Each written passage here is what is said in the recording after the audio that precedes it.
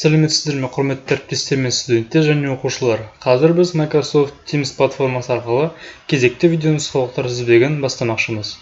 Microsoft Teams бағдарламасын орнатсаңыздар, оны ашамыз. Ашқаннан кейін экранда бірнеше мәзірелер шығады. Осы поиск деген жерге басатын болсақ, осы жерден түрлі хабарламалар, файлдар және түрлі элементтерді іздеуге болады.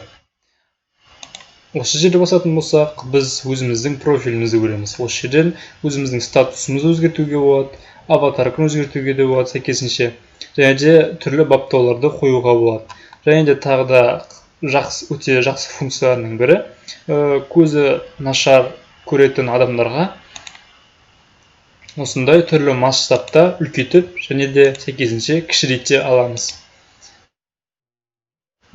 Сочетание клавиш дегенде басатын болсақ, түрлі батырмалардың арқасында жылдам орындалатын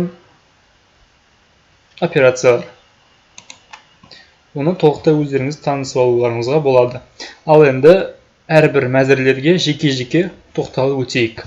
Әрекет мәзірі. Әрекет мәзірінде сіздер түрлі жауаптар мен хабарламаларды, және де ол хабарламалар мен тапсырмалар, және оларға жауаптарды көре аласыздар. Келесі мәзір ол чат мәзірі. Чат мәзірі тура біздің күнделікті қолданып жүрген WhatsApp мессенджерімізге қатты ұқсас болып келеді.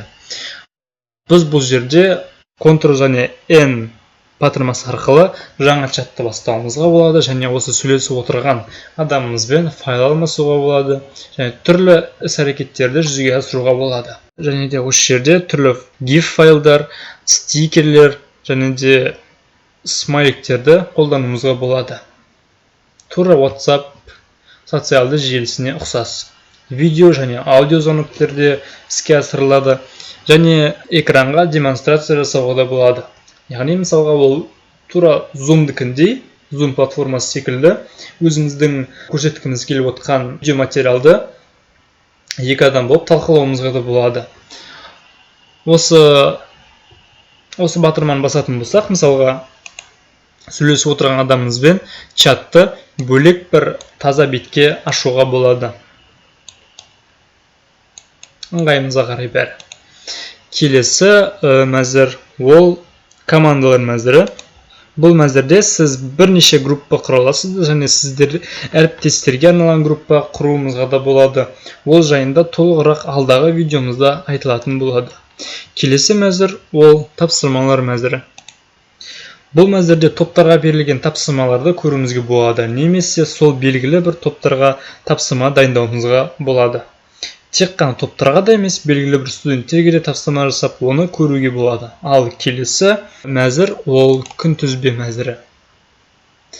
Күнтізбе мәзірінде біз, яғни осы пернені бассақ, тура бір аптаға алдыға жылжимыз. Егер де біз мысалға көп, яғни артық басып жіберсек, мысалы басқа жылға кетіп қалсақ, мен сияқты осы жерде бассақ, бүгінгі күнге қайталап келеді. Осы күнтізбе арқылы біз түрлі жиналыстар өткізілетін күнді және түрлі нәрселерді жоспарлай аламыз. Жоспарлаған бүкіл өзіміздің баптаулар осы жерде жазылып тұрады. Рет-ретімен күні және сағаты уақыты бойынша. Келесі мәзір ол бізде қоңыраулар мәзірі. Қоңыраулар мәзірінде бұл мәзірде біз өздеріңіздің әріптестеріңізге қоңырау шала аласыздар, сонымен қатар видео қоңырауларды да. Келесі мәзір ол файлдар мәзірі. Егер де сіз бұлттық сақтандыруыңыз болса, оны да интеграциялауға болады. Интеграция яғни байланыстыру. Мысалға мен өзімнің Google дискімді байланыстырып қойдым. Сіздер өздеріңіздің ыңғайларыңызға қарай түрлі баптауларды енгіздіріп, түрлі осындай бұлттық сақтандыруларды енгізулеріңізге болады.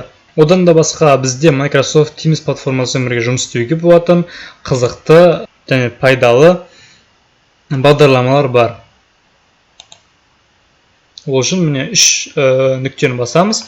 Осы жерден біз Kahoot-ты, яғни бәрімізге белгілі, соларды табуымызға болады, және осылармен бірге интеграция жасауға болады. Осы Microsoft Teams платформасының ұтқырлығы осыда, ол көптеген бағдарламалармен тығыз байланыста жасай алады. Осы жерден кез келген сұрағымызға жауап таба аламыз. Мысалға, осы жерден бізге бәрін үйрететін видео сабақтар да бар, немесе мысалға жаңартулар бар, программа жайында осы жерден оқи аласыздар. Мінекей осылайша Microsoft Teams бағдарламасымен таныстық, ал келесі видеода біз өзіміздің алғашқы группамызды құрып тереңірек танысатын боламыз. Назарларыңыз үшін рахмет.